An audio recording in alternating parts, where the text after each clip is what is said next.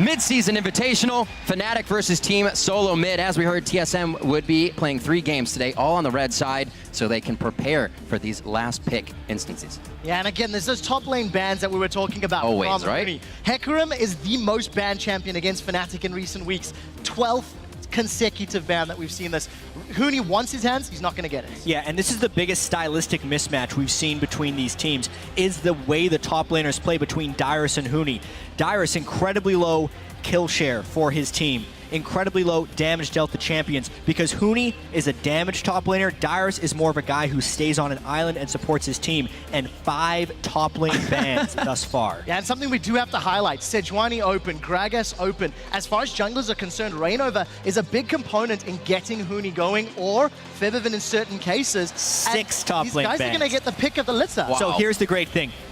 In the playoffs, when people were triple banning Huni, the 3rd ban was actually Shyvana. He had some bad games on Smite Lee Sin. This pick ban phase is going a little too fast, but I'm going to finish this up. Smite Lee Sin, then he had wins on Vladimir, but it wasn't because of Vladimir.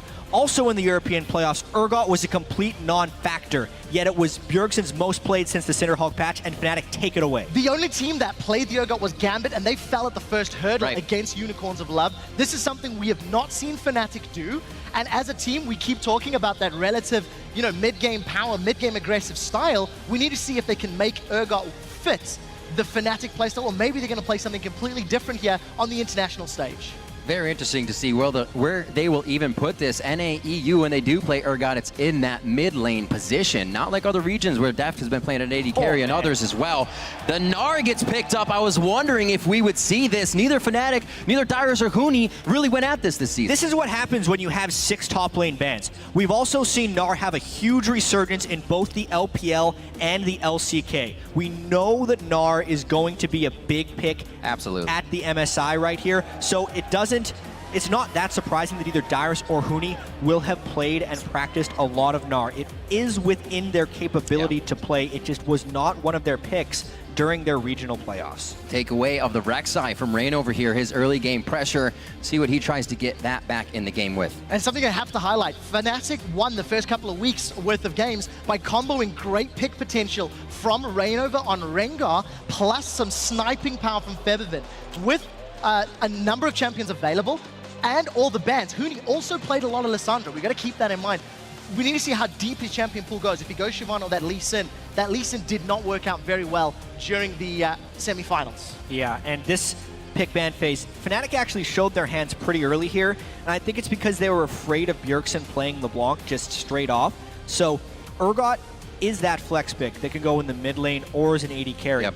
If TSM would have picked Urgot, it would not have been a flex pick because Wild Turtle does not like playing Urgot, but now it's actually going to be Steelback on that. We were expecting Steelback to have a high priority on Sivir this game because he can press the R button and be successful, but now as far as the laning phase goes, they're going to be kind of more okay, and Urgot's a different type of AD carry champion that I think Steelback will be able to execute. Well, we'll need to see how Febiven does in that LeBlanc.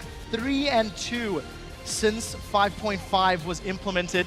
Does have pick potential and some squishies on TSM, but it feels like TSM has got that mid-game team fight set up already with the Sivir, with Gnar, with Rek'Sai, and we'll need to see if Fnatic can play for the mid to late. The problem is, when Fnatic go mid to late, they lose. Yeah, it seems like a little bit of an arms race right now as far as mid-game team fighting goes.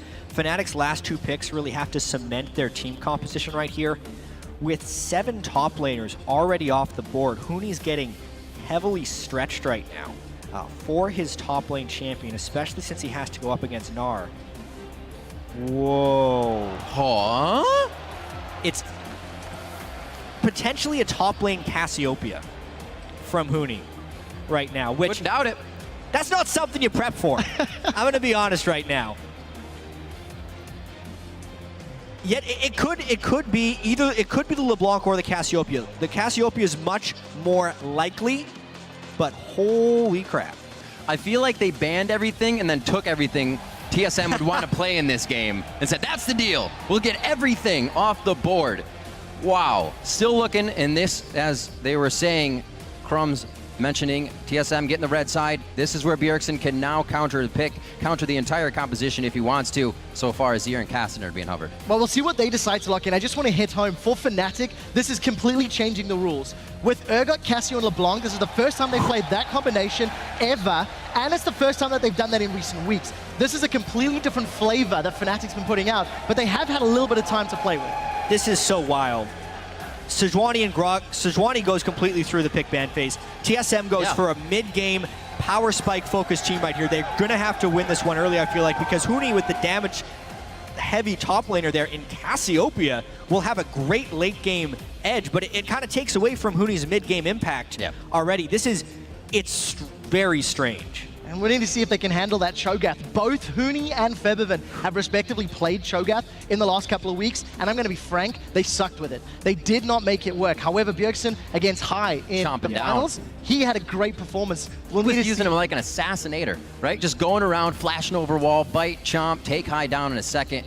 If he gets going like that once again with early pressure from Santorin on Rek'Sai, could be big. Both games that Bjergsen's had on Cho'Gath, he has absolutely decimated the laning phase. They lost one of them because of mid-game mistakes, but as far as the mid-lane control they will have with Rek'Sai and Cho'Gath is immense. Absolutely. As the teams take to the Rift, be sure to share your predictions. Tweet hashtag FNC win or hashtag TSM win to @LOL Esports, and we'll check out who you think will be victorious once we are on the Rift. Compositions are locked in. Very different things here coming from Fnatic, Yellowstar, and his rookies that he's brought to the title for Europe, now against the NA LCS champs. Well, one thing that I definitely want to keep my eyes on is Steelback and Yellowstar as we load onto this Rift with that tanky, beefy, bruiser duo lane. If they find the 2v2, Steelback has traditionally been incredibly weak in the laning phase, but he cleans up the fights as the mid game rolls around. I want to see how they handle themselves against the hometown heroes. It's going to be something difficult. You think of Urgot, and you're going to have to clean up from being right in the pit of the fight, in the heat of the fire. We'll see how Fnatic works this one out as we start off our first game in the midseason Invitational. We'll see where the bar is set. Yeah, have to talk about the Urgot Nautilus lane. As far as an actual 2v2 lane, that is an absolutely devastating combination, because since Nautilus has the root on his basic attack, it is absolutely devastating.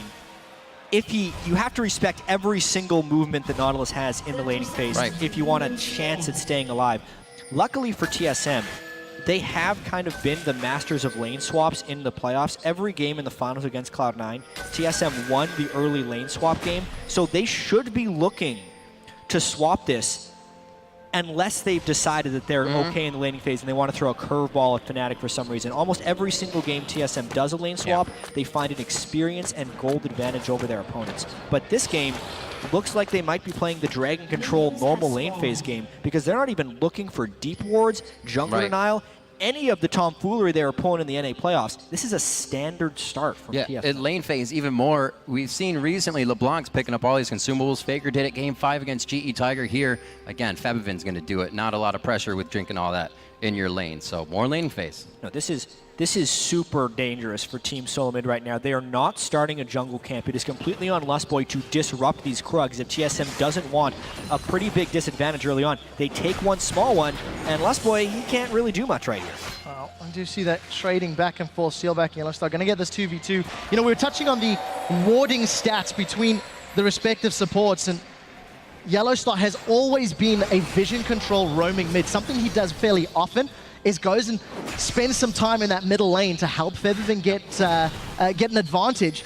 And considering the matchup into the Cho'Gath with no escapes and the fact that Febiven's not an assassin, we'll see if he can do it as well. Really early cheese right here by Reignover, because he's done one camp straight to a mid lane gank. This is what other teams do.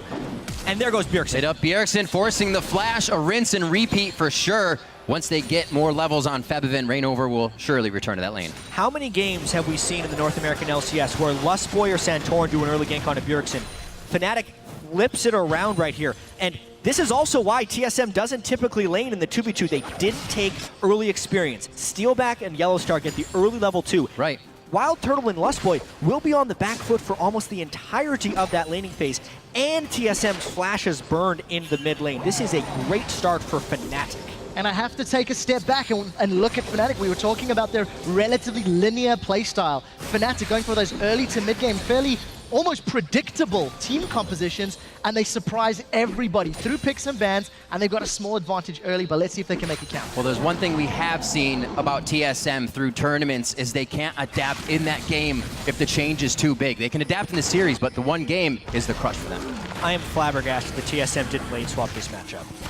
You can see already off the bat, the bottom lane is pushed in, the top lane is pushed in. TSM is almost relying on Santorin to bail them out of these lanes and create ganks, but the ward coverage is already there for Fnatic. Reignover does have early game presence on Gragas, and they might be looking to take some power out of Dyrus. Baby, right onto Dyrus, that's first blood, and Fnatic are on the board. And that's exactly what we talked about in picks and bans. Reignover is an enabler for his solo laners. He very rarely ganks for Yellowstar and Steelback waiting for the mid game, and he just wants to get either Huni or Febiven ahead. That's a good start. It's just another example of why TSM should have lane swapped this matchup. We know Huni loves to aggress on the enemy top laner. Yep. We know that Reignover is a fantastic early game ganker.